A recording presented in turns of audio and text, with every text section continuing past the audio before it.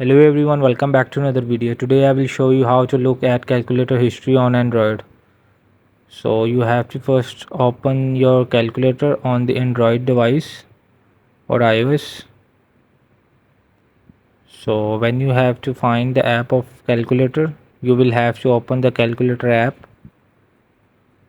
and you see there is the calculator and there are the many modes of exchange rate and converter of speed, weight, area, length, and many more. So you will have to go to the basic simple calculator, and there is the option, this arrow. You have to click it, and these there you will be see your previous calculator history.